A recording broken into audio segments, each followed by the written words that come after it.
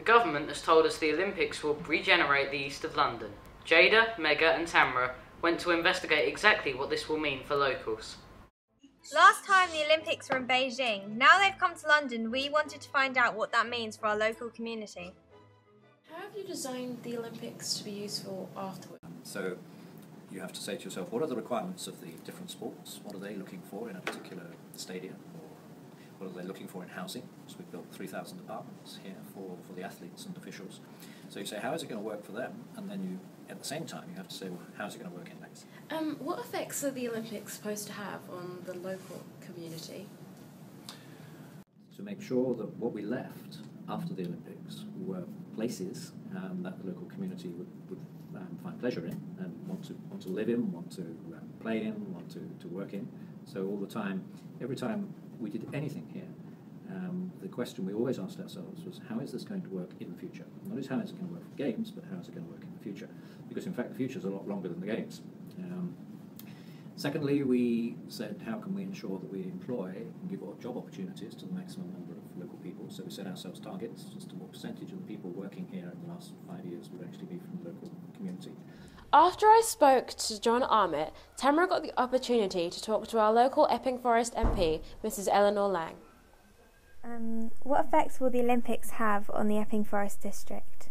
The effect of the Olympics is not meant to only be for the few weeks that there will be activity over this summer, but afterwards that there will be there'll be new venues, there'll be new projects. Hopefully the regeneration of the whole of the Stratford area will actually have a regeneration effect on the whole of East London and Essex as well. Do you think people will be as interested in Westfield Shopping Centre after the Olympics? Yeah, definitely. I think there's so many great shops and restaurants and things like that. And it's a really fun place to be. So I think they'll definitely be still interested. Do you think that people will be as interested in Westfield Shopping Centre after the Olympics? Yes, I do. I do because the facilities and the transport is very convenient for each size of London. If you were in charge, what would you do with the Olympic site after the Olympics? Maybe you'd get a football club to use the site, or perhaps open it up to schools for improve athletics around the country. Thank you. Charles Dickens fell in love with Chigwell 200 years ago.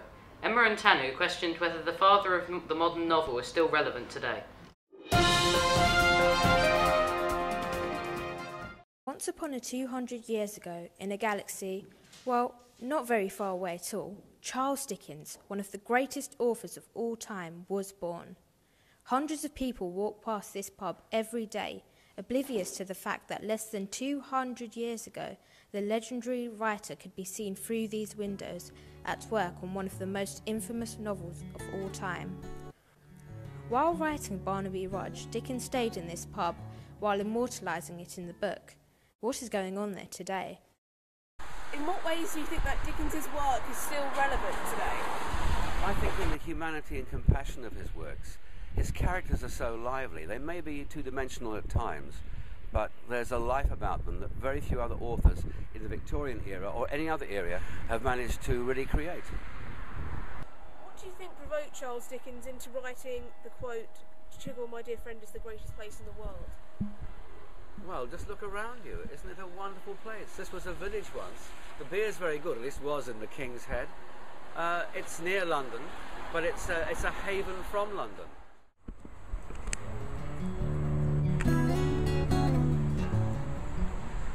What novels of Dickens have you read? What is your opinion on his work? Well, I've read A Tale of Two Cities, Oliver Twist, Christmas Carol. I think that's probably about it. I quite like his works. They're very imaginative, lots of morals in them, I would say, very philosophical, and generally very good work, I must say. Thank you very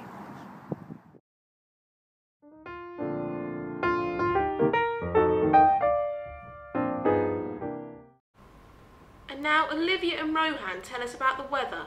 and what the imminent hosepipe ban will mean for Chigwell School.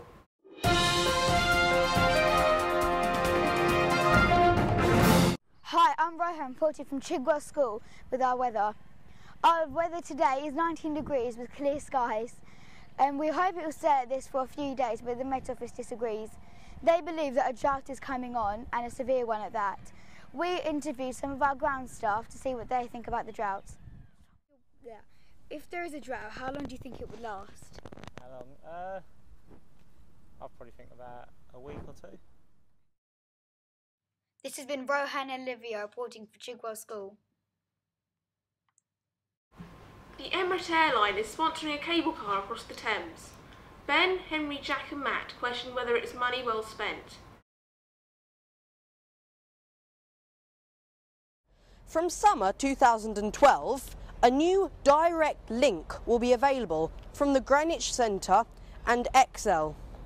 This will be in the form of a cable car that goes across the River Thames. The cable car system is being sponsored by the Dubai-based airline Emirates, and this will be known as the Emirates Airline. Emirates, being one of the leading travel groups in the world, will hopefully bring success to this project. We did speak to one of TfL's workers earlier on today, Danny Price. He was the operations manager. Do you believe that tens of millions of pounds of the public's money is being put to good use with this project? Yes, one of the great things about this project is it's unique. It's unique in terms of how it's funded. 80% of the build costs will come from Emirates, which is quite a significant amount, and the remaining amount we hope to capture back in European funding also. How many people do you estimate will be using this new line across the Thames? We believe around about 1.5 million people will be using it. It's an incredibly efficient way of crossing the Thames. It will allow up to 2,500 people an hour in either direction. And each of the cabins, each of the 34 cabins take 10 people in each. Each cabin arrives every 30 seconds. But we plan to open this summer, which is an extremely challenging deadline.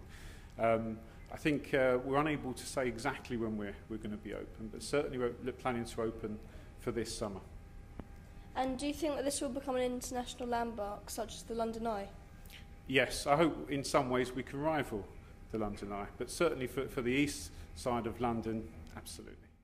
Do you believe that London tourists will regard the Emirates Airline as beneficial to London, or not quite as much as you would like? I think in terms of tourism, it's going to offer something quite unique. Fundamentally, it's a travel mode that's much needed, but it will offer unrivaled views of elements like the Thames Barrier that has never really been seen before at height for most people, and offer views up to 16 miles away, including the Wembley Stadium. So I think tourists will come and find us and join all the other groups of people. And do you think that commuters will benefit from this, or do you think it's specifically just a tourist attraction? I think it's a combination. I think fundamentally there's an absolute need to transfer people over the Thames. I think it's no bad thing if it attracts many tourists, because then we'll have the best of both worlds. We also spoke to members of the public today to see their views. What do you know of the Emirates Airline cable car? All I know is that there's going to be a route from North Greenwich to Canary Wharf. Do you think it will be beneficial? I think it's a fantastic idea.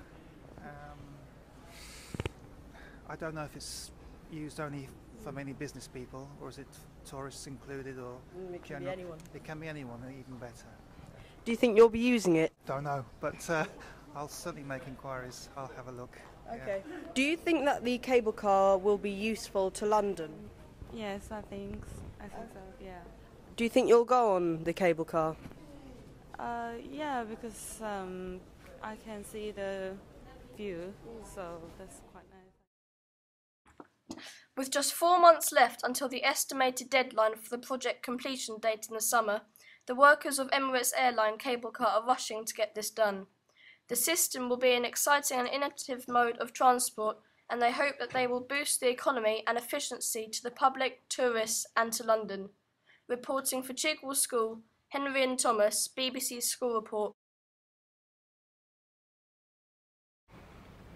Well, that was certainly an interesting project. Would you say that this was inspired by the upcoming Olympics? Absolutely, it's really going to help with the publicity of the Olympics, and I think it's going to attract tourists as well, and I think it will be really good for the Olympics, so yeah. Thank you for watching Chigwell School's news report. We hope you enjoyed it. See you again next year. Goodbye. Goodbye.